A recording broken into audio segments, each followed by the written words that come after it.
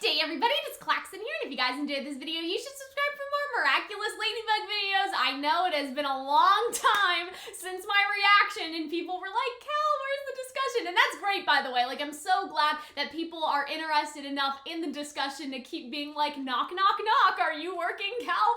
But no, I had exams, and so it just took a while to like actually sit down and do it, and I knew that we weren't getting an episode soon anyway. Like around that time, they had basically said that they didn't have episode 4 yet, so that we weren't basically going to air episodes out of order. But then this weekend they were like, psych, one of the stations is airing episodes out of order actually, and so I just knew that I had time is basically what I'm saying. Like, I knew that time was on my side, and I had exams, and then I had paperwork for my next school that I'm going to and all that stuff. So thank you guys for being patient with me, but that is why I have not been around. Otherwise, I hope that you guys, if you like these videos, will check out the Patreon, becoming a YouTube membership member. I now have a link for that in the description, so you can just click the link and then it'll take you to like the join page, a bunch of other stuff that you guys should follow me on. But without further ado, let's actually talk about this episode. I think that this has been like a highly anticipated discussion just because there is so much to unpack, and I have some theories about Alya, and people are worried about Bunnix, and like there's a whole thing. But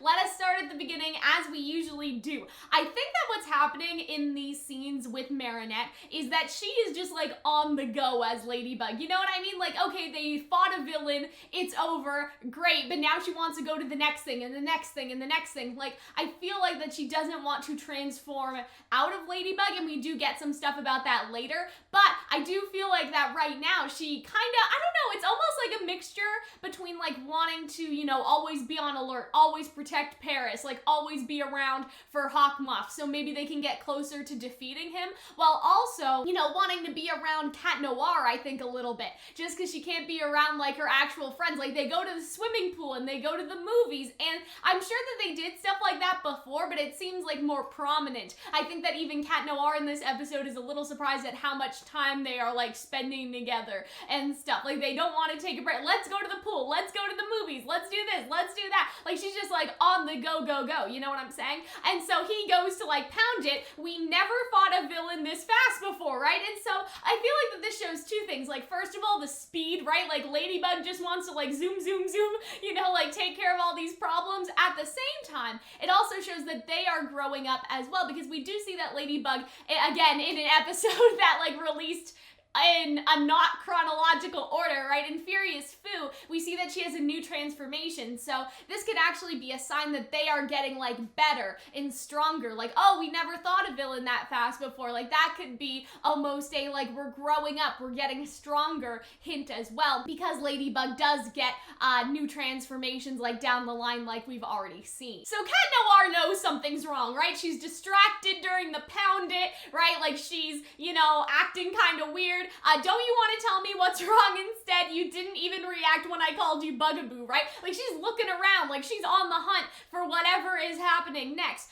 What do you want me to tell you? Yes, everything's going very well, and this is an attitude that we see later. Marinette is actually taking in her real life, right? Like, I think that there's that scene where Alya like confronts her in the bathroom, and they're like, oh, like, you know, is everything okay, Marinette? Why are you crying? And Marinette's like, everything's great, let's throw a party, right? Like, you have that scene, and so even to Cat Noir, she's like, nothing's wrong. And so I feel like that another aspect, not just wanting to spend time with Cat Noir because she has no other friends, not just like, you know, her wanting to focus on defeating Hawkmoth and everything. I think that the third thing is that sometimes we do things or throw ourselves into like productivity in order to like cover up our sadness, you know what I mean? Like, sometimes we, you know, throw ourselves into schoolwork after a breakup, or like take more hours at work, or whatever the case, right? Like, maybe when I'm sad, I just pump out video after video after video because, you know, I think that in some cases, right? Or like say like reading an entire book in a day. Like, I was one of those kids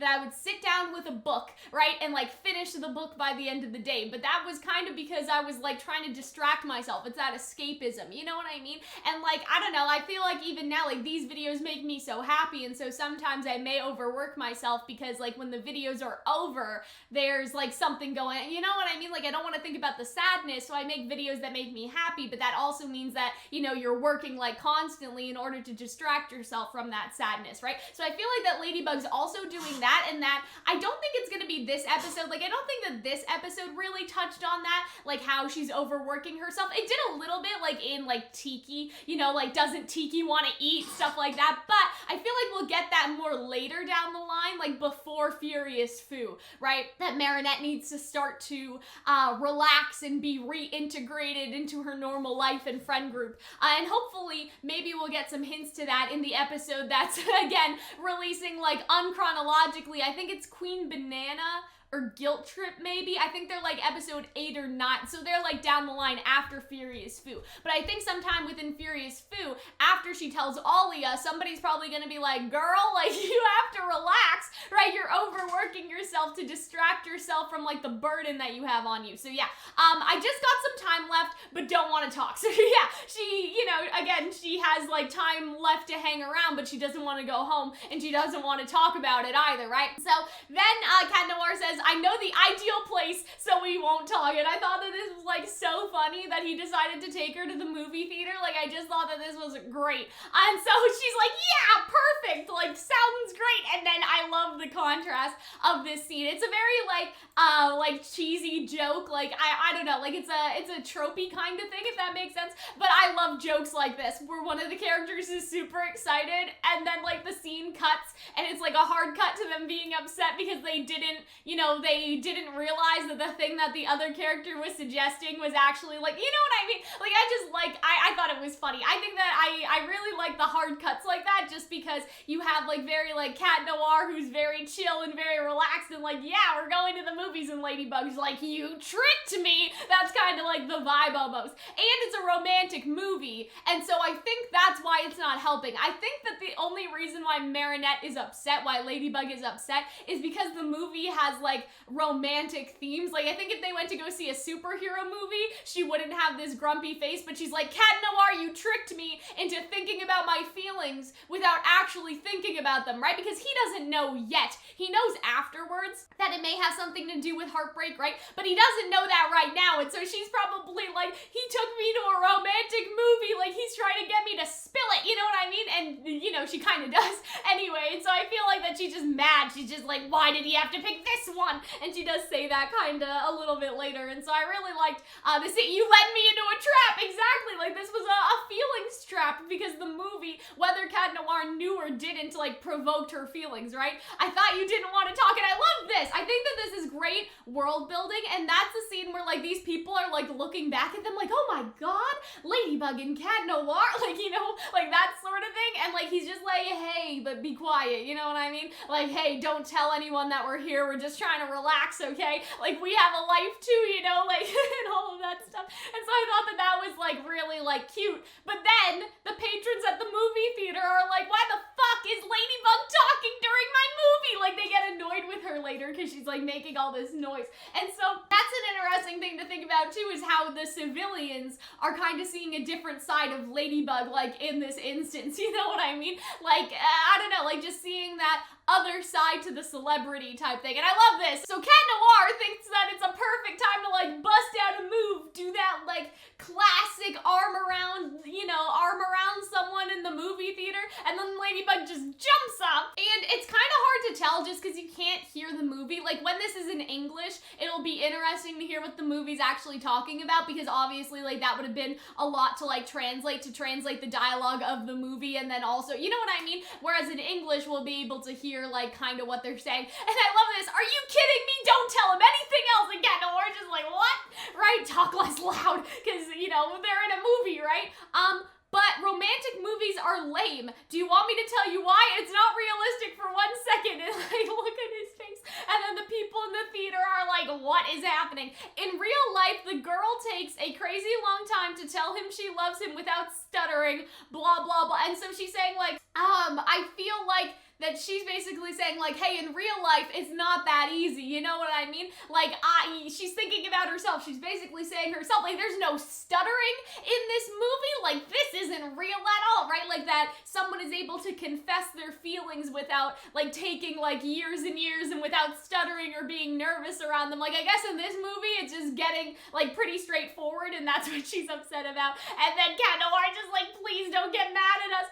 Impossible. So she decides she's never gonna be with him, and boom, she falls in love with someone else, and everything is too simple, too easy, right? It's obviously, again, she's talking about herself and Luca. So she's saying, you know, I couldn't tell the real person that I love him without stuttering, and then I fell for somebody else, and everything was like easy, but it was too easy. It was a trap, right? No stammering. They hold and kiss and surprise. Girl has secret, boy hates secret, normal. So she's talking about Luca, right? She doesn't stutter or stammer around Luca, right? They hold, they kiss, no problems, but, you know, girl has secrets, boy hates secrets. So that's obviously like Marinette's secret, and then Luca hating secrets, normal, right? And so yeah, she's mad at the movie. Then they have to break up, and the whole is miserable forever, the end. I'm sure that meant girl, maybe. There are some like translation errors in the subtitles. Obviously, it'll be interesting to see like how this scene reads in English, but yeah, and so she's basically saying like this romance movie is not realistic, right? And obviously she's speaking from her own personal experience. So yeah, I wanted to explain like how that all connected to all of the bits in like Marinette's real life world. So Cat Noir gets her out of the theater, and I hope that this isn't the romantic movie, just because this guy looks old as fuck, bro. You know what I mean? Like, this guy looks like a million years old. Maybe it's this one with these two old people, but yeah, anyway, I don't think that the poster for the movie that they were actually watching is in the background. And so I love this. Don't go see romantic comedies, right? You should see heroic, superheroic movies. So I'm assuming she's basically saying you should go see a superhero movie, right? Special effects, no feelings, and like, look at the people in the line. They're probably like, oh my god, it's Ladybug and Cat Noir, just like, hey, hey everyone, right? Maybe it's this one. Okay, yeah, this seems more realistic.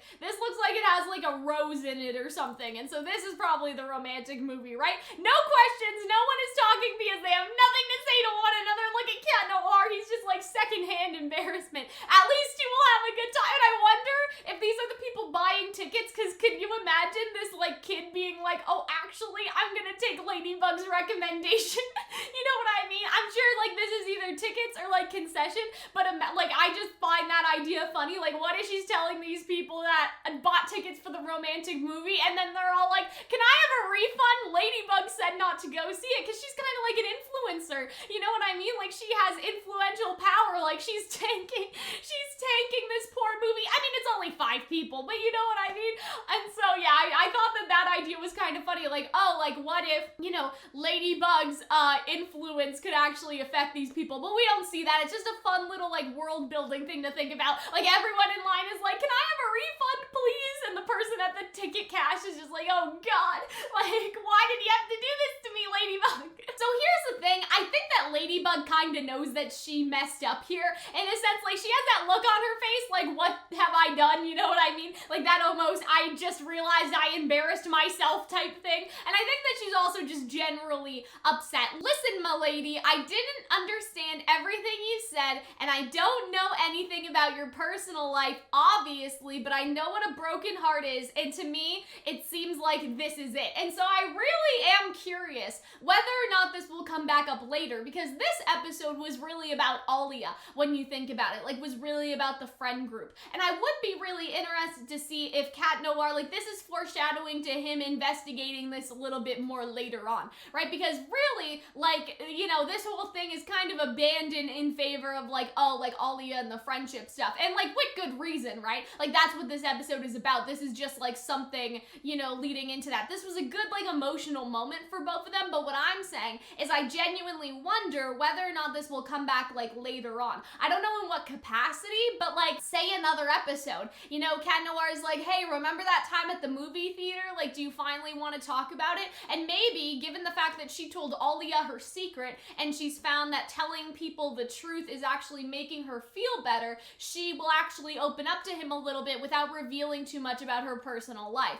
I would personally really enjoy that. And so then we have me, a broken heart. I don't know what you're talking about. Like, everything's perfect, best in the world. And then they talk about going to the pool. And the pool thing is foreshadowing to like going to the pool again in the episode later. So I really liked that part. But Cat Noir has a face here. Let's see if we can go and get it. So yeah, Cat Noir makes this face and he's like, you know, if you need to talk, I'm always here for you. And so I feel like that she will actually take him up on that offer, and I would really like to see that. Like, I would like to see him genuinely have a heart-to-heart with her after, like, the fallout, like, whatever happens, given the fact that she told Alya, given the fact that she told Alya, I would like to see, like, you know, if that goes well, like, if Bunnix doesn't time travel us back and is like, hey little bug, like, you know, you fucked up again, we gotta go back. Like, if that doesn't happen, I think that it would be genuinely interesting for her to, like, learn the lesson of, hey, when I open up to people,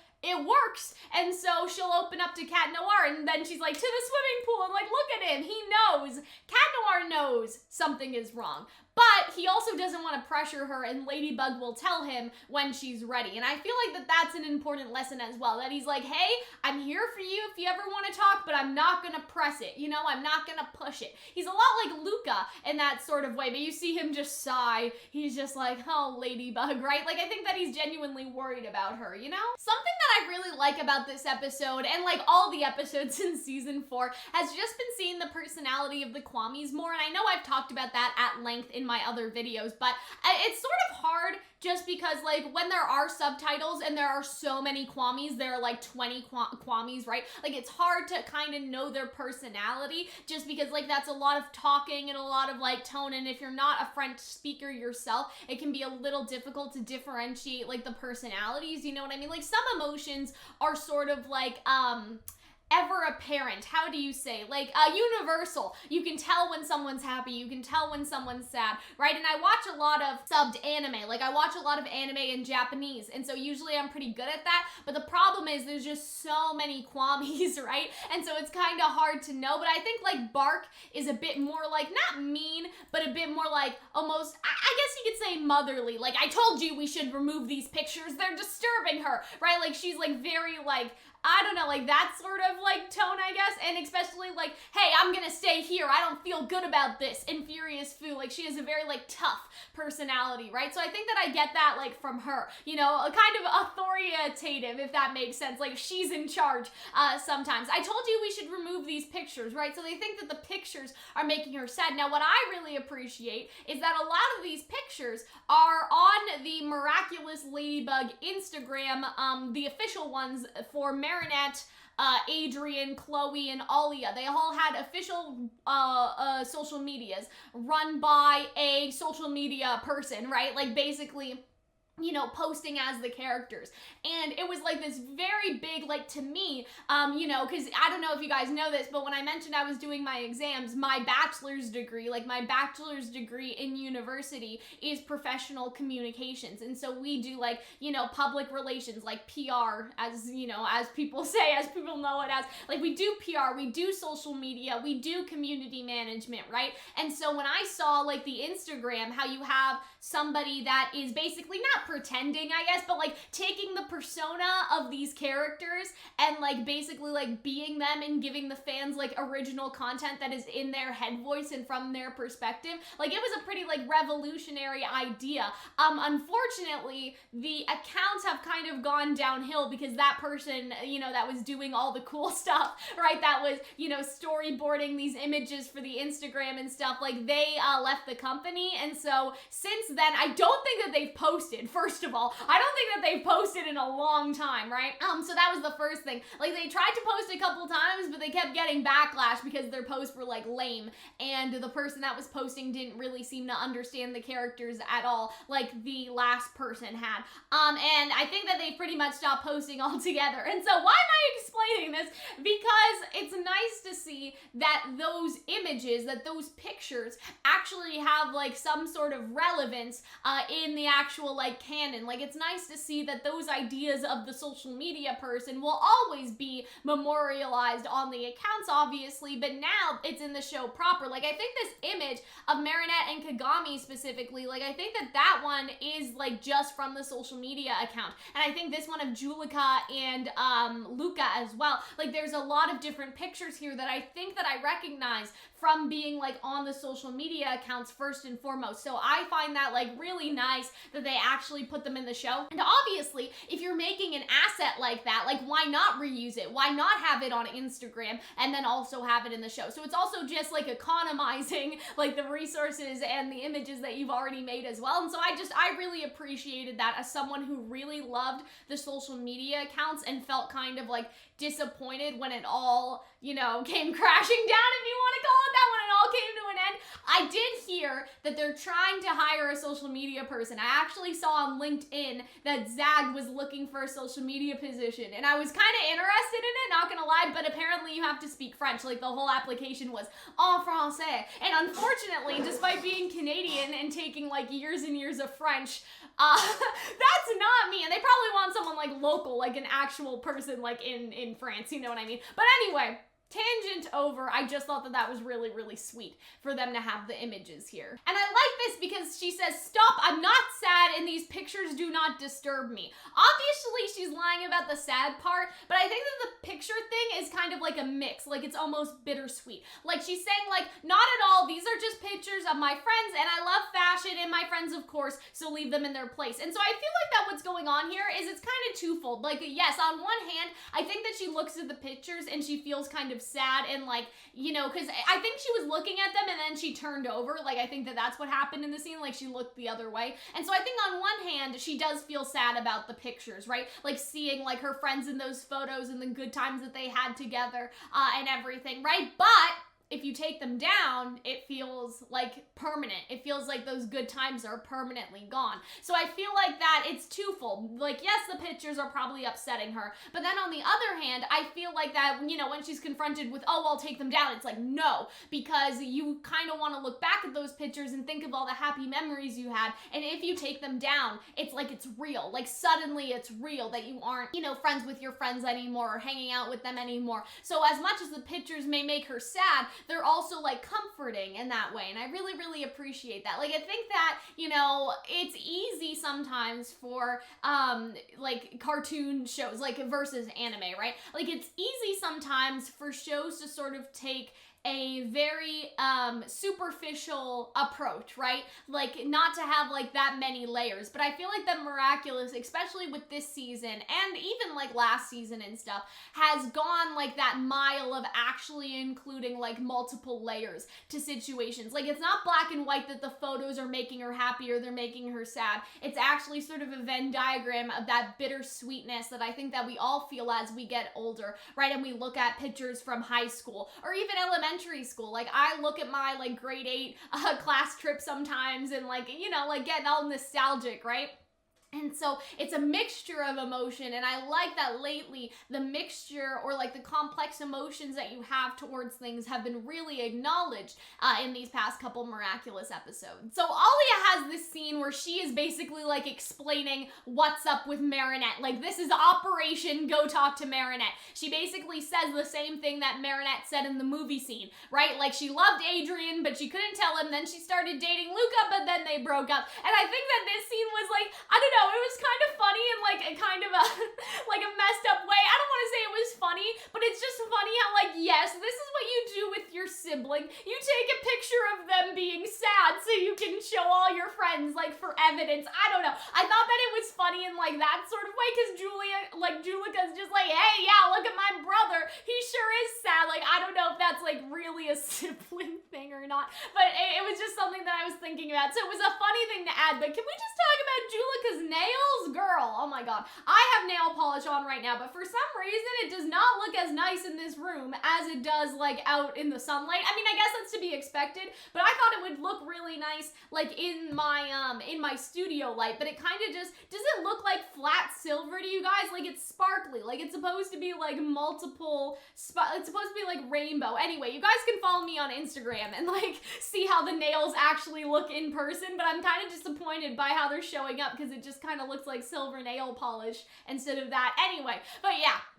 And so they're all sad about Luca being sad. But the bottom line is Marinette never told us anything about it. If Luca had not told his sister Julica, who told Rose, who told Malene, who told Alex, who ended up telling me, and I'm her best friend, I still wouldn't know, right? And so she's basically saying, like, the chain of information all came from Luca. Like, Marinette didn't tell any of them, right? And, like, the only reason Alya found out is because all of the girls told each other, right? And so I think that that's, like, an interesting aspect as well, like, to build into Marinette actually telling, like, Alya her secret, right? Is this sort of, like, the communication breakdown that has happened between the friends, right? And so it contrasts and then also, like, leads into what we see later. Yesterday in school, I was in the bathroom and I heard her crying. We talked about this a little bit before, right? Marinette, are you crying? I love how Alya is just so blunt about it. I'm sure in English it'll be like, Marinette, are you okay? Right? Like, I'm sure it won't be that blunt. I cry? Ha ha ha. Not at all. I've never been so happy in my life. We should throw a great party. I'm so happy, right? And so again, it's that sort of thing that she did to Cat Noir just now. It's that same attitude that she's like, everything's fine. What are you talking about, right? But why is she hiding these secrets from us like that? If she doesn't even say anything to Alya, there's a real problem. Again, Alya's her best friend, right? And so it's a little concerning that she wouldn't even tell Alya the truth, right? What Marinette needs is a discussion between friends. And I do like this, right? Because they're trying to, like, reach out for her and, like, comfort her, right? I propose to call her all together to talk about it. It's sort of like after a breakup, you get together with your friends and you eat, like, tubs of ice cream, right? Like, it's that sort of attitude. And so I really like this. I love this. The rabbit check. I wonder if this is, like, an actual thing, like, in French, or if they just made this for the show, right? And so they all go like, boop, boop, right? And so this is obviously, like, I wonder if this is from Alex, because this would be an interesting hint that Alex is like Bunnix, obviously. And the other thing that I'm thinking about is that everyone in this room right now is going to get a Miraculous. And so if everyone knows each other's identity, it'd be funny to see this scene foreshadowing the fact that one day in all of their hero forms, they will do the bunny check, right? Alya is getting a Miraculous, Rose is getting a Miraculous in Guilt Trip, I believe. You have Julica, and then you have Malene, I think, is confirmed to get one, and then Alex already has one, obviously. She's Bunnix, she just doesn't know that she is, right? And then Alya as well has Rena Rouge, clearly. And so I think that a cool scene would be this, like, bunny check or whatever, like, paralleled to when they're all in their superhero outfits together, because they probably will all know their identity, because, like, okay, so to some extent, no, like, I don't think Kagami knows that Luca has a Miraculous, for example. Like, I don't think they all know, but, like, Alya knows Nino's, right? So it's kind of, I don't know, like, it just kind of trickles down from there in a way. What would be interesting, okay, a lot of people ask what Cat Noir would do if Plagg got sick, because when Tiki got sick, Tiki was not able to transform, and a lot of people suggested, oh, well, Cat Noir would just dress up like Banana again, like Mr. Banana again.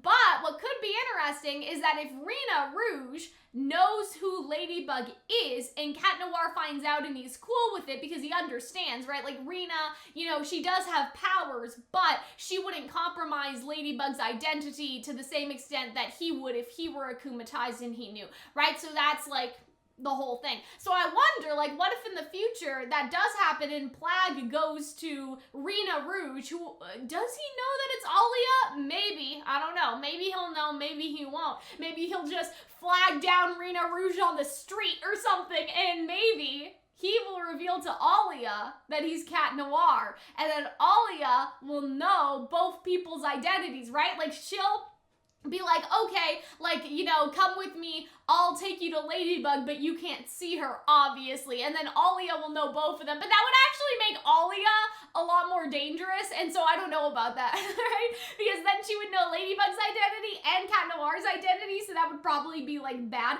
You know what I mean? Like, if she ever got akumatized, she would know the identity of both holders. But I'm saying, like, far into the future when she has like the anti-akumatization charm that we see in Furious Fu. Like if she gets one of those, I think that she'd be kind of okay. So maybe she could now, I don't know. But yeah, the problem with the akumatization charm is you need to have been akumatized. And so you could argue like, oh, well, why doesn't Cat Noir just get akumatized on purpose? Then they can know each other's identity. But if Cat Noir got akumatized as Cat Noir wearing the ring, like that would probably be really bad, right? Like obviously we see that in Cat Blanc, but that would be bad for, you know, like for Hawkmoth and for having control, or basically having one of the Miraculouses. One of the big Miraculouses. So yeah, how did we get on this tangent? I don't even remember. Okay, let's keep going. And so I thought that this was nice, right? Just to tell you that we are here if you want to talk and when you want, where you want, right? So they're just extending first like, hey, Marinette, like if you want to talk to us, like we're here for you, right? Call us back, we love you, kisses. But when she doesn't call back, then they just go to her house. We must intervene. We need Tiki. I'll take care. So that's Trix, I think, is saying that. So she's basically like, hey, we gotta manipulate Marinette to like take off her Miraculous because we need Tiki to talk some sense into her in a way, right? Like obviously it's not manipulation with malicious intent, but she is like playing on Marinette's like other feelings, I think. Why don't you communicate with your friends on the talking device to tell them what? Everything is okay. Maybe you should de-transform yourself. And so she says, no, I'm better off like that. If Shadow Moth attacks Paris, I'll immediately be ready to take action, right? So Trix is trying a bunch of different things. Why don't you talk to your friends? Why don't you de-transform, right? Like, and then, you know, he's like basically like pulling on the heartstrings now. He's like, okay, but did you think of Tiki? Maybe she would like to have a rest or a bite to eat, right? And so now he's like, okay, my first other angles didn't work, so now I gotta pull the Tiki card, right? And so I really like that because, you know, Trix is kind of like, you know, the illusion Kwame and sort of like, you know, sort of that trickster type vibe. And so I'm not saying again that it's malicious in any way, but like, you know, being the trickster, it's kind of like a little manipulative, I guess. It's like, hey, like, okay, well, this didn't work, and this didn't work, but we gotta get her, like, we gotta get Tiki out of there, right? And so then we go from that angle, and you can see that Marinette's actually crying here. Are you okay, Tiki? Right? And so she's like very upset that she realizes she forgot all about Tiki and she's not being a very good Miraculous holder in that way right now. And I loved this line from Tiki, definitely better than you, Marinette, like the shade of it all, right? We should discuss, don't you think? And so at least she has Tiki to talk to, like friendship-wise and everything. But meanwhile, the girls, you know, they tried to call, it's not working. And so they're like, hey, we should go to her house, right? We could offer her an internal, like your guts, no. An external, no, not an external, an internal, like a forever friendship bracelet. Yeah.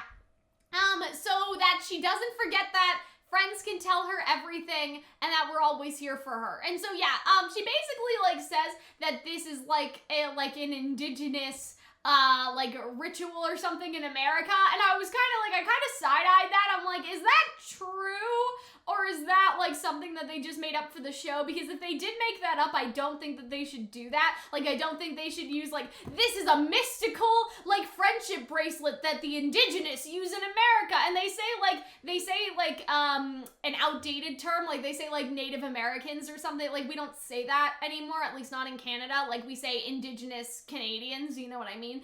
And so yeah, so that I kind of side-eyed as a little bit of like, if it's true, it's fine, because then it's like, okay, like I guess that's like, you know what I mean, like it's history in a sense, right? Like if it's actually like legitimately true. But if it's one of those like sort of like, oh, like the mystical, like magical, you know, like it's sort of one of those like very harmful tropes where you have like, oh yeah, it's the like the magical indigenous person, right? Like, and so that's the only thing I'm concerned about. And so when I first saw this scene, I was like, I hope that that's like an actual real thing and they didn't like make it up so they could play like into that like harmful trope. And so you guys let me know, because it may be a real thing and I'll take the L, right? You know, but I'm just a little concerned about how they're representing, because I didn't take a screenshot of it because I didn't want to show it either. But I don't know how I feel about that, like them, even if it is like real in a sense. Like, I don't know, there's just some, like, there's some sensitivity around that, and like, I'm surprised because I thought that they did a good job, like, in the New York special, because they have a couple indigenous characters, right? And so now I'm just like, sis, why did y'all have to do it like this? You know what I mean? I don't know, it rubbed me the wrong way, but you guys let me know, because maybe, like, it is a real thing, and I can be like, oh, okay, but at the same time, like, I don't know, like, viewers that are indigenous themselves, like, even if it's a real thing, it may be like, oh, like, this may be like a watered down explanation or like an appropriation of a real thing. You know, like, why didn't they just say that it was a friendship bracelet? Like, why didn't she just make it up if it wasn't real? Why did you have to attribute it to, like, you know, yeah, an indigenous, like, American tribe that, like, may or may not actually do that? So, yeah, that just rubbed me the wrong way. It felt kind of weird, but you guys let me know.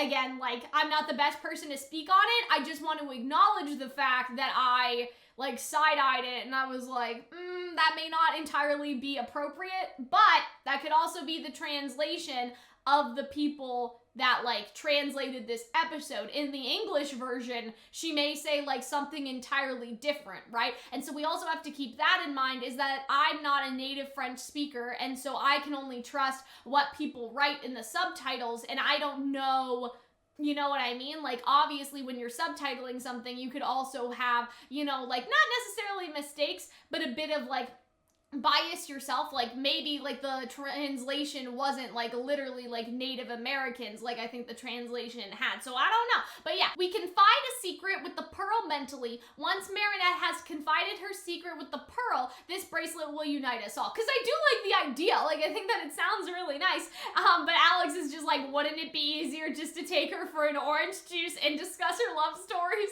And so again, this is like, orange juice, I guess, is the equivalent of eating the tube of ice cream, right? Or the tube of ice cream? Like, it's like one of those little yogurt tubes, a tub of ice cream. You guys know what I mean. And all the girls are just like, I'm posting this on Twitter, but this reminded me of that meme, like, damn, bro, you got the whole squad laughing, where they all just look like unimpressed. But anyway, that they don't go for that, right? As long as I'm Ladybug, I can't have a love story. So, like, Tiki's, you know, eating and, like, recharging, and Marinette's spilling her guts, talking about her feelings. What makes you say that, Marinette? You know very well, Tiki. I had to leave Luca because I couldn't tell him the truth, and it would be the same for Adrian, right? I can't share my secret with anyone. I can't be honest with my best friend, or with my parents, or with anyone. And so this is like Marinette's, like, mental, like, breakdown right here that I sort of predicted was gonna happen in my other discussions and my other reactions. I'm condemned to lie all the time to everyone. What can I do, Tiki, right? And Tiki's kind of looking around because I feel like that even she doesn't know, and I'm sort of surprised because I thought that all the Kwamis were based on, like, a concept, right? Like Tiki's creation, Plaga's destruction. I'm not sure about, like, the other ones, so to speak, but you think that there would be a Kwami around the concept of, like, love, right? I don't know which one, but, like, you would hope, but I guess not. I would like to help you, but Kwamis don't fall in love, but, like, love is a concept like Kwamis are supposed to be based off of. So I'm sort of curious about that aspect. Like, shouldn't there be a Kwami that's based around, like, love as a concept, like there is, like, the other concepts? Anyway, I don't know. You know, I would like to help you, but Kwamis don't fall in love. That basically synced any Plag and Tiki type ship right there. Do you see? No one can help me. The life of Marinette is so complicated. Maybe it's better if I'm Ladybug all the time. And so that's interesting to me because I wonder how, like, I think that that was pretty much the case for past Miraculous holders. Like, it doesn't sound like past Miraculous holders had to hide or have a double identity, because you have cases where Joan of Arc has a Miraculous, Hercules has a Miraculous, right? Like, all of these historical figures and then also, like, myth figures, they all have Miraculouses, right? And so it seems like that those people throughout history did not have to hide their identity. Like, you know, Hercules is just motherfucking Hercules. Like, you knew that Hercules was going around doing the heroic Feats. Oh my god, why am I having such a hard time today with my F's? But yeah, we knew that, you know, he was going around doing historic feats, right?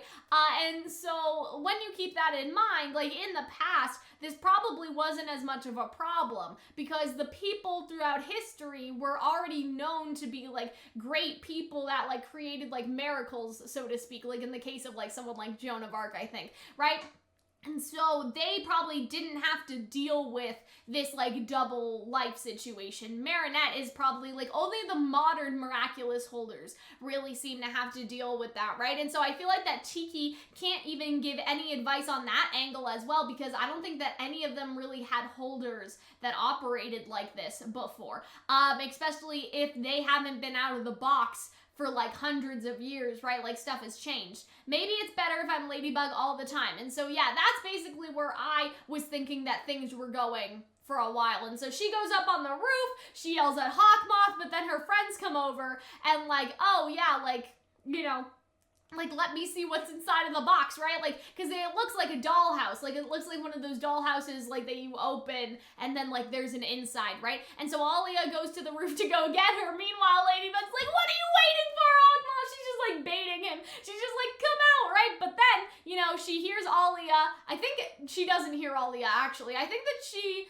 jumps, like, back in because she's like, oh, Hawkmoth's not coming. So she jumps back into her room, and then Alya's coming up the ladder, and then quickly she de-transforms, and so I love this. So she basically goes back down again, defeated, right? She's just like, oh, Hawkmoth's not coming, nothing's happening, and then Alya's coming in, and like, Alya almost sees her, and Tiki's just like, look at Tiki, Tiki's just like, ah, right? Because that was almost a very bad situation, but then Alya finds out later anyway, right? Marinette, and so it's funny that, like, they're not like, why didn't you hear us? I guess they just assumed that she was on the roof and she came down, right? I will remove the roof to see inside. And so, like, again, this is one of those things where the translation is kind of weird, just because, like, I don't know how to explain it, just because this is so, like, literal. So, yeah, everything falls back on the floor. Not great, sis, right? And then she just, like, kicks them out, basically, right? Like, and they're like, oh, we'll help you fix it, and she pushes them away. It's nothing, Marinette. We'll help you fix it. Don't worry. Of course not. Now leave. And so this is where, like, Marinette's, like, basically pushing them away on purpose, which is a trope that I've seen in a lot of the stuff that I've been watching lately. And so there's something going on, and we won't leave until you tell us what. Each one of us has given their secrets to this bracelet. Now it's your turn. So what I find interesting is I wonder what everyone else's, like, secrets were. I think that that would be really interesting if we knew. I will tell you what's wrong. You all walking into my room without my permission. And I will say, right, like, they did kind of barge in on her, so, like, that was a wrong thing that they did. But if you know, have that sort of friendship with people where people just walk into your house, like, that's a pretty common thing to do, I would say. Anyway, if we are friends, you must tell us everything. So again, I feel like that's like sort of a weird translation too, because that sounds a little demanding, right? Like, you know what I mean? You don't owe someone your secrets, but I feel like that she's basically saying, like, if we're friends, like, you know, like, you can, like, tell us, right? Like, if we're truly friends, why don't you trust us enough to tell you the truth? Like, I feel like that's more the vibe. Real friends never let each other down. And so Alya is basically saying, we won't let you down, right? They're not saying that Marinette has let them down, but, like, hey, like, you know, what good is a friend if you can't tell them the truth and can't tell them when you're hurting? Real friends will never let you down, right? So I feel like that's more what she's trying to say, right? Maybe I don't want you as friends, right? Like, that's the whole, like, pushing them away on purpose. And, like, obviously, like, this is a shock for all of them, especially when you think about, like, how Alya and Marinette, like, first met. Like, Alya, I think, just transferred to the school, and Marinette made her feel welcome, and now suddenly their friendship's over and everything, right? And you can see that Marinette regrets it, and she looks at Alya, like, she's almost like, Alya, wait, I didn't mean it, but then she turns away, right? Like, she doesn't tell her, she just looks away. Right? I had no other choice, Tiki. I had to do it. And now I don't have to lie anymore since I don't have any friends to lie to.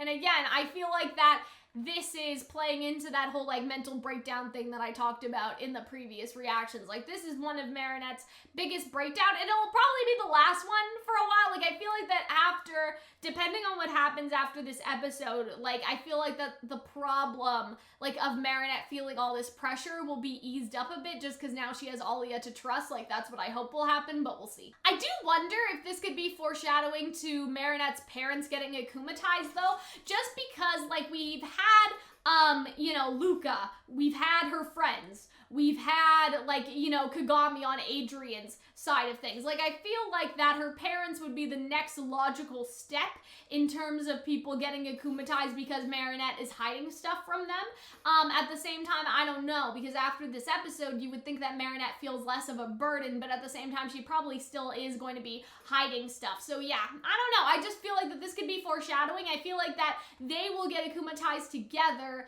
as, like, one villain, sort of like what happened in Oblivio, versus, like, in this episode, all the girls get akumatized, but they get akumatized into the forms that they already were once, right? So yeah, I feel like that both of them could be akumatized, like, as one villain in the future. So yeah, everyone's powers here seem to be, like, very useful, just because you have, like, I think that the scent makes everyone obey Rose, and then this makes somebody freeze, and I'll turn back time to make everything as it used to be. And so I feel like that was the plan, because a lot of people said in my reaction, they were like, well, what was the plan exactly with Alex? I think that she was going to touch Marinette and pull her all the way back, like, to when they were in their room and see what was inside of the box, or maybe not open the box, right? And then instead try to talk with her again. Like, I feel like that maybe that was the plan. I think that that's Alex's power, right? Like, isn't it something like that? And so that's funny, is that she can go back in time, and then Bunnix can go through time too. Like, I just think that that's, like, an interesting thing to note. But yeah, I think that that was the plan. I think the plan was freeze Marinette, make her, like, spill her secret, and then turn back time so they all know the secret, and then they can comfort her because they'll be like, Marinette, we already know your secret. And so maybe it was supposed to be something like that. And so, see, this is what I'm saying. Like, I feel like that the house was just temporary, and this was always the plan, but she just wasn't finished yet. And so, like, the house was, like, a temporary unit, because, like, this, like, for her to do this in, like, 20 minutes or 30 minutes or whatever, like, that would be really impressive. But I mean, Marinette's so smart, right? Like, Marinette is super smart. Whether she was working on this before, she did it literally in 30 minutes. It doesn't really matter, because this is so smart to, like, to use. This is like wool, right? Not wool. This is like string and stuff, right? Like, if you were sewing. So, like, this is like her sewing kit, and she has a specific code that'll open the bottom, right? And so I think that this is, like, so smart for her to make something like this, something a bit more inconspicuous that you would need the code in order to get in, right? And so I really liked this. Like, I thought that this was super, super cool. It also reminded me of Hawkmoth's lair to an extent, because doesn't the painting, I feel like that you have to, like, do, like, beep, boop, boop. Like, I don't remember, though. I feel like that you have to do something a bit more you don't just move the painting and then behind it is Hawkmoth's lair. I think you had to do something. And so that kind of, like, I don't know, I thought that that's a fun foil, if I'm remembering that correctly. But yeah, whether she did it, like, in the time that they left, or she did it, like, you know, she was always working on it and now the box is safe, I really, really like this. Like, it just shows Marinette's intelligence. It's a lot akin to what Master Fu had, because you had to press little things on that box as well, and I just really like the comparison. So we have heard about people being bad before. Like, apparently Plague took down the dinosaurs and sunk Atlantis and did a bunch of other stuff, but I am interested in, like, what the last time was, like, with Trix. Like, do you remember what happened the last time you used your power without a holder? I'm super interested, and I'm trying to think of, like, stuff in history that would kind of make sense as, like, a big illusion. Like, maybe all those things where people think that they saw, like, UFOs or something, you know what I mean? That could have been Trix or something like that. Marinette cannot reveal her secret, Mirage, and so I like, though, that Trix is protective of Marinette in this scene, especially just because of, like, Trix's connection to Arena Rouge later on, and so I really like how far Trix is willing to go to protect her still. And so obviously, like, this is the Mirage, like, Marinette, like, running down the street and stuff, and so I don't think that I need to show you guys that, but yeah, and so Trix protects her. When a Kwami uses his power without a holder to channel its power, isn't it supposed to cause a disaster? And so in the case of Plague, it caused, you know, the dinosaurs and stuff. But in the case of Trix, it's kind of a little more safe because, again, the disaster is, you know, kind of throwing reality out of whack versus destroying something. But Trix basically planned like, oh, you know, Ladybug will fix all this, don't worry about it, right? And so I thought that was funny. The possible damage will only be illusionary, because that's kind of true, right? Like, it does really affect the Eiffel Tower, right? But I don't know, I just thought that, like, I was like, okay, like, compared to Plague, yes. And so I would like to see more of this in the future, because I'm really interested to see what the other Kwamis would do. Like, what would, because his whole thing is, like, defense, isn't it? So what would, you know, what would Waz do, right, if he used power on his own? Like, what would happen? I don't know. So yeah, you can see the Eiffel Towers going like, right,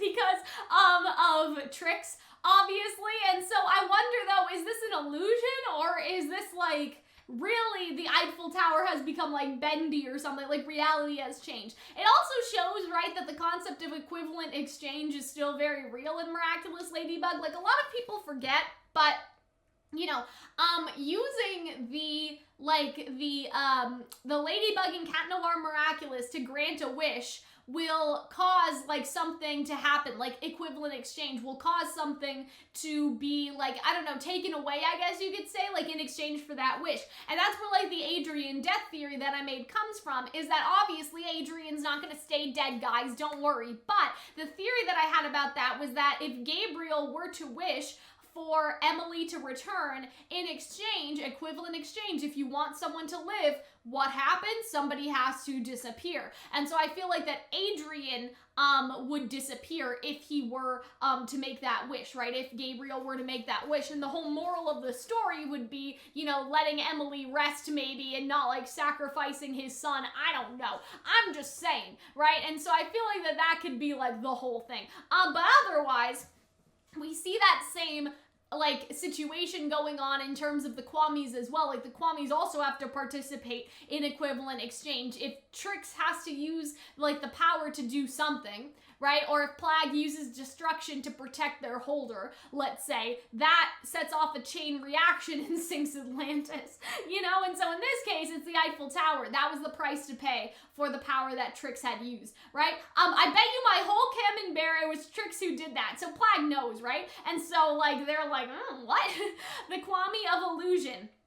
This is not an illusion, it's that Ladybug needs some help, right? And so I really liked this line because, like, I think that he's basically saying, like, oh yeah, like, you know, it's a sign that Ladybug needs help, because if Trix had to go as far as to use their power, right, like, something must be wrong, like, someone's in danger. So yeah, we see everyone in the art room, and they all get, like, transformed into Julicas, as well as I think the princess fragrance thing happens to them as well, right? And so I really like this. Like, I feel like that Horrificator is just really, like, animated well. Like, I really liked seeing them all together in this scene.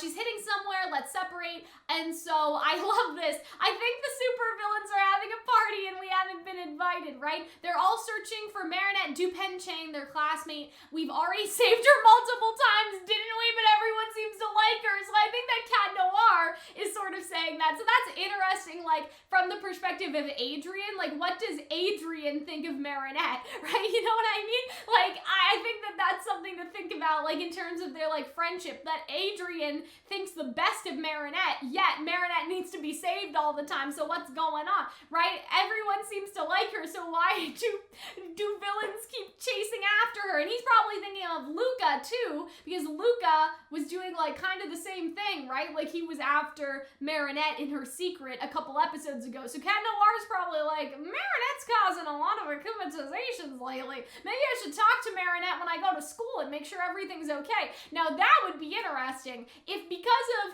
what Cat Noir knows, right, he has a heart-to-heart as Adrian with Marinette and checks up on her, and that would kind of be fun. Well, seems like she got into an argument with all her friends at once, and so I think that she was just thinking about it, like, she, you know, but Cat Noir was like, are you gonna finish that sentence? Hello? And so I think that that was, like, a nice little scene that she was saying that she was thinking, you know, she was thinking about the fight that she had with them. Now, this scene is just epic, right? Alya, if I understood well, you're having problems with your best friend. Her name is Marinette, right? I wonder if Alya will remember this conversation, by the way, but anyway, they usually don't, but I guess we'll see. I don't know what happened between the two of you, but I'd like to talk to you about a friend of mine. She's a superhero, you know Rena Rouge, right? And so I think that that was like really, really cool. Like a nice little, almost like a twist, right? And so, you know, Marinette says, oh, I'd like to isolate one of them to know where the akumatized object is. But, like, there's an added layer of, like, giving Rena Rouge her powers back as well, like, to help them. Obviously, we have secrets towards one another, even just because of my secret identity. But even if we can't tell each other everything, we trust one another. And I really like that, because that's true for her and Cat Noir as well. And I think we hear about that in the Kagami episode where she gets akumatized, right? And so I really like that. And that's what allows us to fight alongside each other. You can reject Shadow Moth's power. I have absolute trust in you, Alya. I need you. So a lot of people said, like, that this isn't the first time, right? They were like, oh, but Chloe did that. Chloe just ran away from the Akuma. You know what I mean? Like, she resisted an Akuma. This is the first time, if I'm remembering it correctly, that somebody has broken out of being akumatized, like, during, like, their akumatization, when they've already been transformed. Chloe resisted an Akuma. Other characters have done that as well, correct? Right? Like, the initial akumatization, Marinette, I think that Hawkmoth rescinded that after. Didn't Marinette almost actually get akumatized? Anyway, you know, we've had other characters basically resist an Akuma, but this is the first time that somebody has broken out of the Akuma after they've already been a villain for a substantial period of time. I need Rena Rouge, and I love this, that she lets her go, because she's showing that's a sign of trust, right? I'm not going to keep you tied up because I believe in you so hard, right? I believe that you will make the right choice. I'll trust you. I trust you, even though you could freeze me right now and take my Miraculous, I trust you enough that I'm letting you go. And I feel like that was the added push that Alya needed to resist. And this actually seemed like it hurt Hawkmoth right here. Like, he seemed to get a headache and, like, feel pain. And so I wonder if this could be the key in the future to, like, defeating him or something. That would be kind of cool, right? Because he's like, that's impossible. No. Power of love, baby. You know what I mean? Because, like, the power of love always so strong. Isn't that what they say in the theme song? You know what I'm saying? So I really like the previous scene where Cat Noir's fighting all of them at once, and also Shadow Moth being like, your friend betrayed you. Like, I think that was cool to sow more seeds of discourse, but we don't need to go through all that. And so I love how she basically, like, pulls the Miraculous out of her phone, I guess. There is something new since I became the Miraculous Guardian. And so I think that that's more like, yeah, it's something new that I can do, right? Versus there is. That's kind of a weird way to say it. But yeah, and so I really like this scene. The Guardian, right? And so, but keep the scoop for yourself, especially not a word on the Lady blog, right? And so there's a lot of risk going on with Marinette saying that she's Ladybug, because Alya knows that Ladybug's the Guardian, and she knows that Ladybug's Marinette, right? But, you know, she's not going to say it on the Lady blog because you can actually trust Alya. And I like this. This is foreshadowing to later. I promise I know how to keep a secret. And I was like, yeah! Right? Because obviously, hopefully, she'll get to keep Marinette's secret later on if Bunnix doesn't, like, ruin everything. And again, I'll talk about that later. No cataclysm to save you now. And so what's interesting about this scene is that, okay, well, not this part. I mean, this is like the pool thingy, and so this is like telling her to go to the pool, obviously. But I made the illusion of Marinette, right? And so I think that what's interesting is, like, if Cat Noir thinks that's the real Marinette, and that continues to reinforce in his head the fact that Marinette and Ladybug are still two different people, because in last season, you had this scene where Marinette was Mighty Mouse, I think, right? And then Marinette did an illusion that Mighty Mouse was giving the Miraculous back to Ladybug, but Ladybug wasn't, you know what I mean? Like, to basically trick Cat Noir into thinking that Marinette and Ladybug were two separate people, right?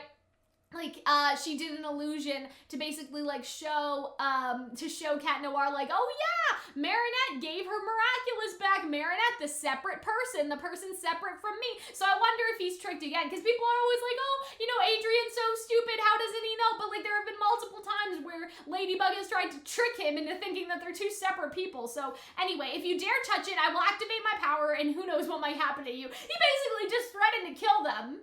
That's kind kind of crazy, right? Why take it by force when I can make you my slave and make you give it to me, right? Because that's her power, right? Is to make people obey her. It's Princess Fragrance, right? Again, I don't know about that subtitle right there. You could have just said servant sis. Hopefully in the English that's a little different. I know that they're villains and villains do bad things, but there are just a couple like kind of slightly like questionable translations in this episode. But anyways, it's time to use your power, and so this is where the Marinette illusion comes in. So I wonder if like Cat Noir genuinely thinks that this is Marinette, right? Because they've had interactions together, you know, and so like it's a very like selfless gesture that she's like, Cat Noir, no, right? Like, and so I'm interested in like that aspect. Thank you, my ladies. I was a hair's breadth away from disaster. I mean, he sees Rena Rouge though, so he probably knows that it wasn't real, but I don't know.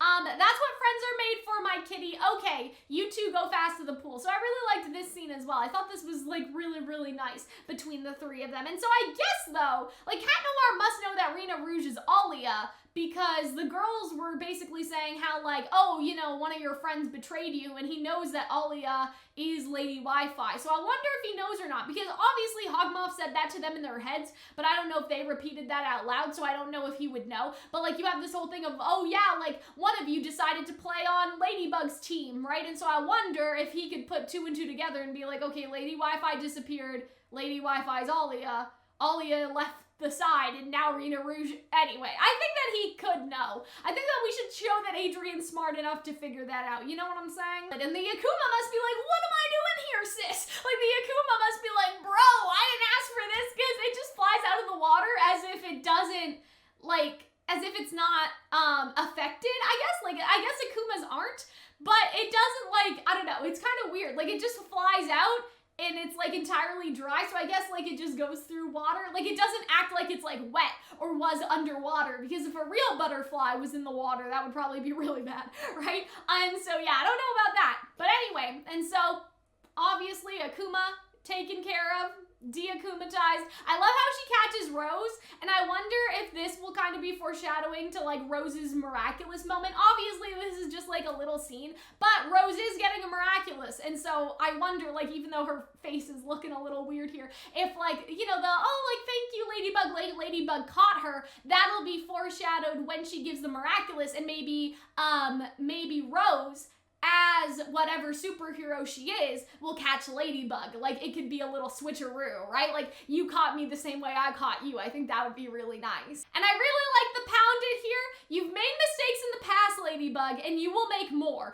And so here's what's worrying people, is people are worried that this means that Hawkmoth is basically foreshadowing the fact that telling Alya was a mistake. I really hope that it's not. I do want to make a separate theory video about the Alya stuff, just because I think that there's a lot of concern. Like, I basically want to talk about, like, will Bunnix come? Will Bunnix not come? Right? Like, a lot of people are like, oh, will Adrian tell Nino? And I don't foresee that, just because a lot of people have been really focused on the parallels, right? Like, we got truth and we got lies. Like, we got Adrian's side and we got Marinette's side. I don't think that they're gonna do that the whole season, like that back and forth of literally copying and pasting the same storyline onto like Adrian and Marinette. I think it was just for truth and lies. And Adrian doesn't necessarily have the same amount of burden being Cat Noir as Ladybug has being Ladybug, and so I feel like that he wouldn't really have course to tell Nino, like he wouldn't have a reason. You know, just because, like, I feel like that he's not that stressed out by Cat Noir. Like, I feel like the only thing that has really, like, happened through him being Cat Noir has been, like, Kagami breaking up with him, right? And I feel like that most of the time, Adrian likes being Cat Noir. Cat Noir's is his freedom, so I don't know why he'd tell Nino, because he's not upset like Marinette is. I could see it sometime, but I don't see it. Like, I just don't see it right now, you know, because, like, the whole reason why Marinette told Alya is because Marinette is overwhelmed. Is Adrian overwhelmed? Not really, and so I don't think that same parallel thing's happening, but I hope he's not talking about Alya. I hope he's not talking about telling Alya, right? And so maybe it's foreshadowing that this was the mistake. Maybe it's not. I don't know.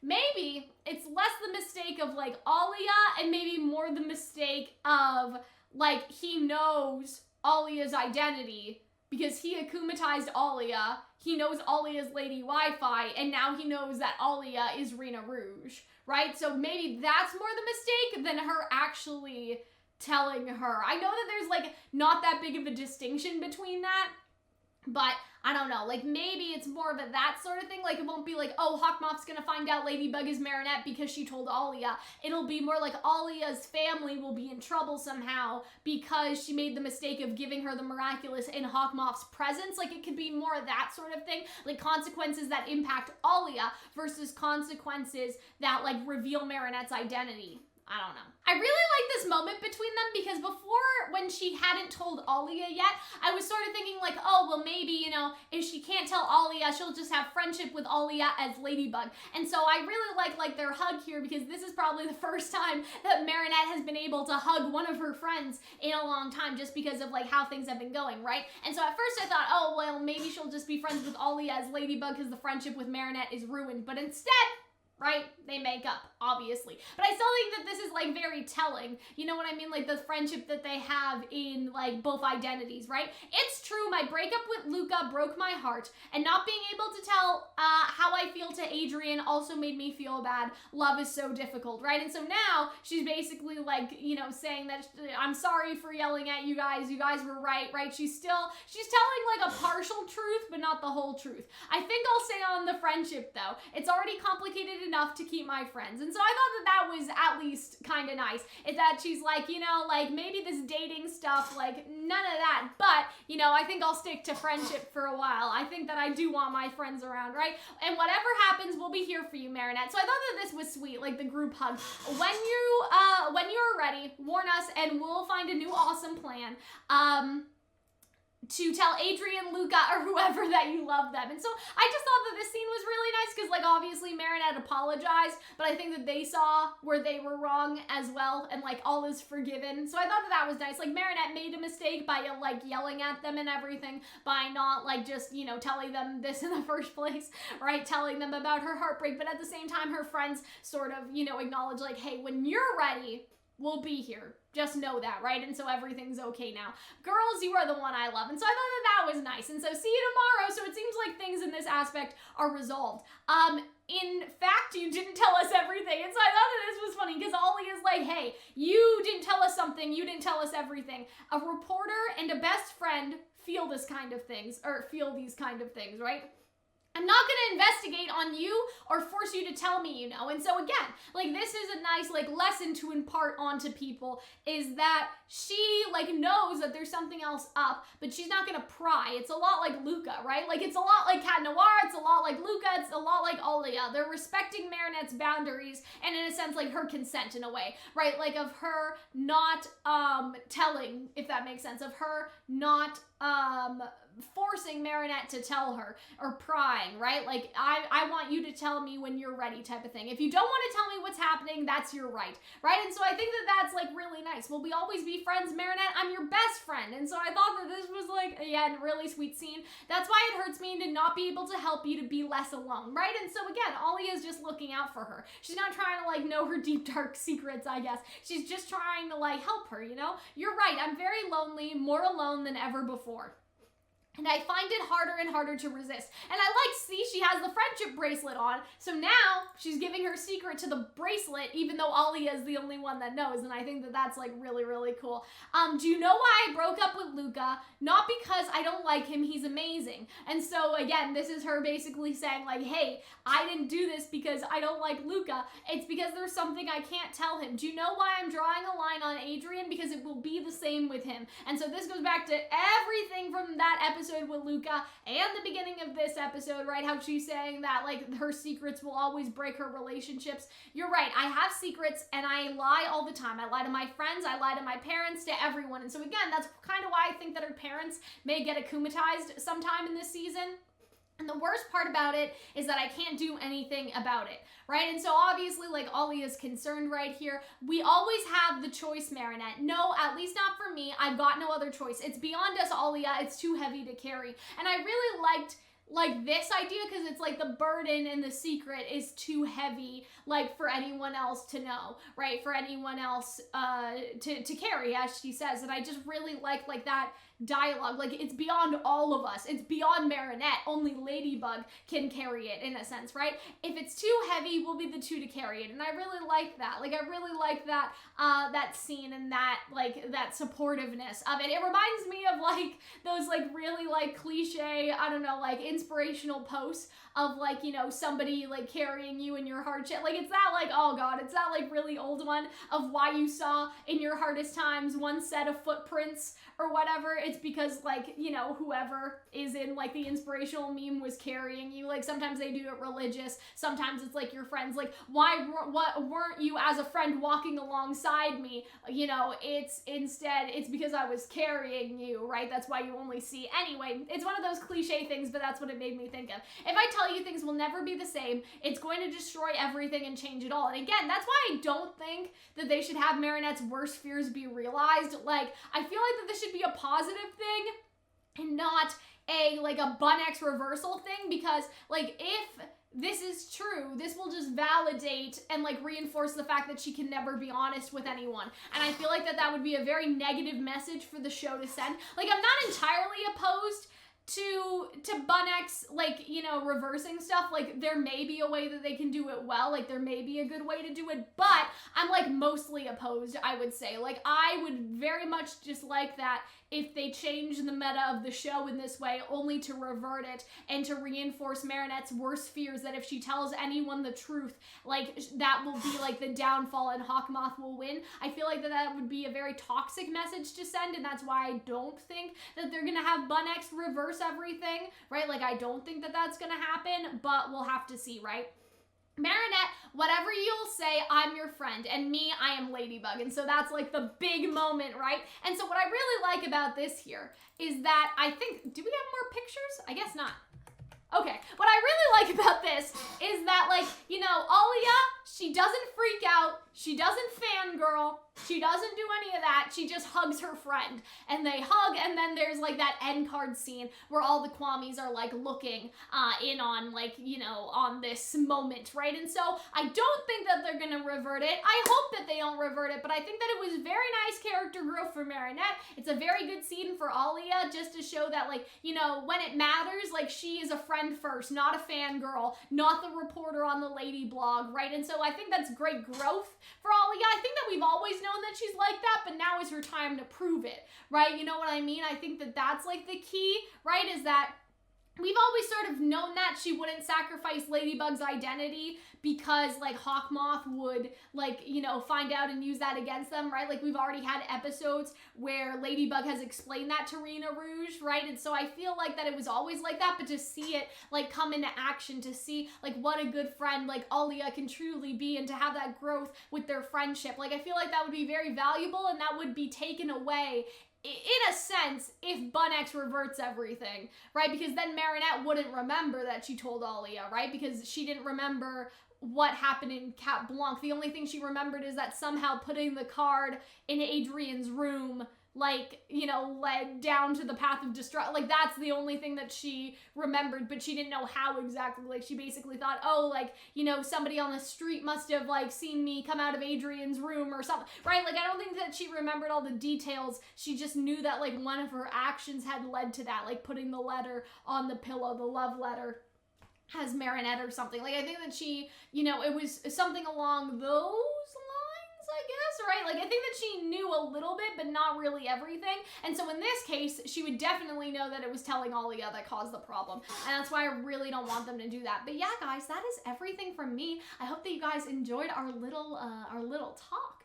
And I will see you guys in a couple theory videos. I definitely have some theories I want to do, and that is everything. I will see you guys later.